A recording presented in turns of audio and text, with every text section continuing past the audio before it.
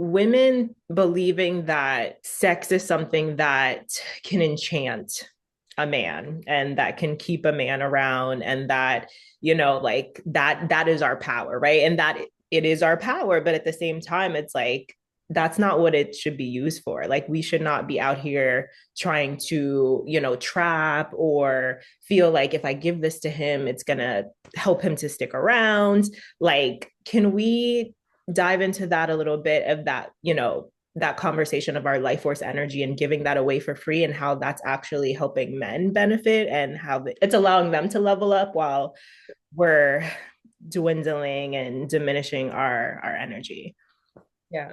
Goodness. Okay. Yes. Yes, what you're saying, because if the man is a whole being, it will enchant them, right? Having that intimacy, because it's like a reward for them treating you well, for them allowing you to be in your softness, for them just really caring for you. It is that gratitude. And that experience allows them to do so much more. But people don't understand how energy works in like sex. There's a really good chapter in Think and Grow Rich. It's a chapter on sex. I want to say maybe chapter 11, but I could be completely wrong. But it is in the book. It's on sex. He talks about how all the great men that he interviewed that were changing the world were really, they really relied on the women in their life, particularly either their wife, their sister, or their mother was the one that was giving them the ideas, planting it in to their heads to then have them go and take action because they did not have the resources to do it themselves. In particular, a lot of pillow talk of like, after we've connected, I plant the seed and you go and do this thing and you bring back the rewards to me and then I again nourish you. That's a symbiotic relationship. That is how it's supposed to be that way. But if that man is not receptive to that or aware that that's how energy works, he's just going to siphon energy from you. And that's not even a malicious thing that he's doing. It's just like you're giving me energy, like I don't have to do anything to earn this either. I'm just going to keep coming back and getting energy from you.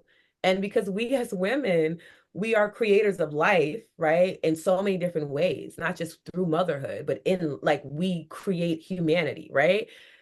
Because of that, we have a lot of energy to give. And we don't even realize that people are siphoning from us all over and that we're being depleted. And there are some very clear signs that you're being depleted, but so often we don't know what we look like as whole people. Like I know for me, when I'm being depleted, my color, my skin complexion turns gray.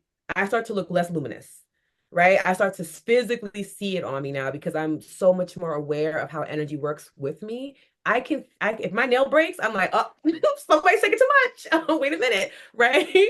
Like you start to realize that. But that's one aspect to it of just understand that it is a symbiotic relationship. It should be where we nurture each other, where you're coming home to the sweetness that is me. I make your life sweeter. Women are designed to make men's life sweeter, right? But that's also because they go out, they work hard, they provide, they protect, and that is that reward. That softness and sweetness is what we bring to the quote unquote table. But my grandmother always say, I don't bring them to the table because I'm the house that the table's in. You actually got to bring shit to me. Period. Yeah. Like this, where you're at is me. And I don't have to keep you here. I could just have somebody else bring other things to the table. You need to figure that out. And again, because I grew up in a matriarchal environment, that's what I saw. The men brought things. They were constantly trying to woo their wives all the time. And you saw how happy the dynamic was because they understood without the softness and the sweetness in life, I am nothing, right? Or I don't have what I deserve to have in this world. So there's that aspect of it. There's also understanding when you connect with someone physically, you are connecting energy for at least 7 years.